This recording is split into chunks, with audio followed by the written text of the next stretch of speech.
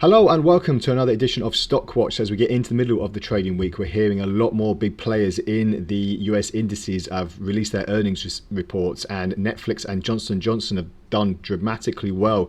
Johnson & Johnson actually plugging in over $500 million on their COVID vaccination in the third quarter, and it's an earnings report yesterday that beat Wall Street expectations by a mile.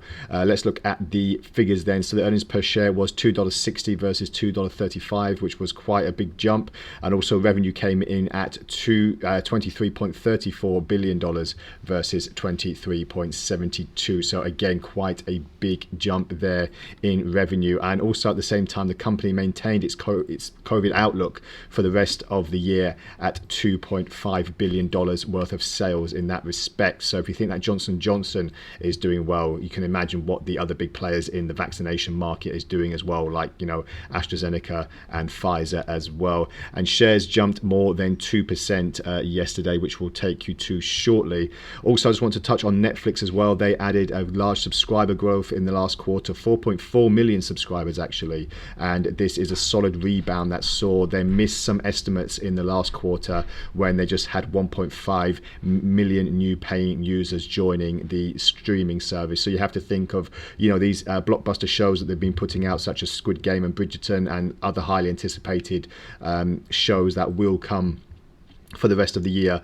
So let's look at the figures there as well. So revenue came in at 7.48 billion, and this is versus 6.44 billion year on year last time around, and earnings per share came in at $3.19 against $2.56 expected. And as I said, subscriber additions came in at 4,038,000 versus 372 expected. So that's quite a significant jump for Netflix. So let's just see how that has affected the stock price. So as you can see here, Johnson & Johnson, got it on a daily chart again, and we're just seeing now that this big jump in price for the last the last trading session, over 2% jump, and we're back above the 160 region, which is quite significant as well. If we look on the RSI, nothing too dramatic in the way of divergences. You could say there's probably one that could start emerging here if we get another spike, and if momentum wanes on the pricing as well. But we are looking to really catch this bottom border of the Ichimoku cloud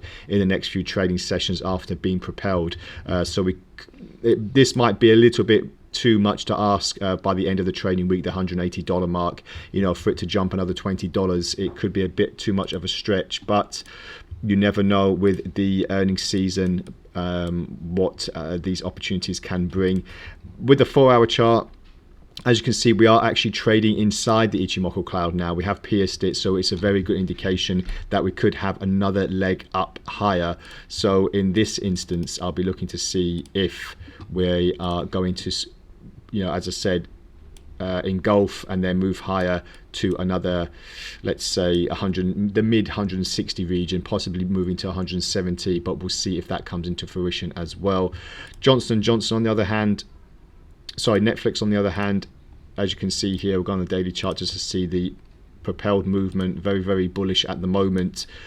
We had a very, very choppy action for most of the year, and now we're looking to break these recent peaks, which we have done, and we are trading very far above the Ichimoku cloud as well. So the bias is looking to be continuing on the upside as well.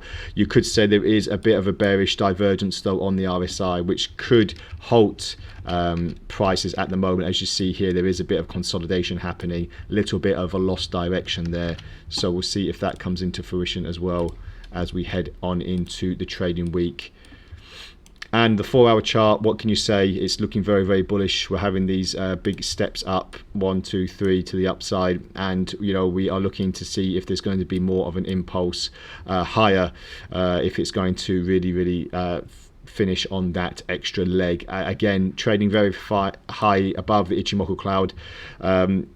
Again, on the 4-hour chart, looking at this divergence to the downside, that could possibly bring prices to a little bit of a halt, but we'll see if that comes, if that happens as well. But you know, we've got some big players still coming up for this week in the earnings season, so just keep an eye on that, and keep an eye on the earnings season calendar as well, so you're not missing any of these big stock movers for the big indices that could also affect the Nasdaq, the Dow, and the S&P as well. So keep an eye on those as the big players do release their earnings reports. That's all from the Stock Watch today. Thank you very much for joining me. As usual, any comments or queries, please feel free to add them to the post, and I'll get back to you as soon as possible. Have a great trading day ahead, and bye for now.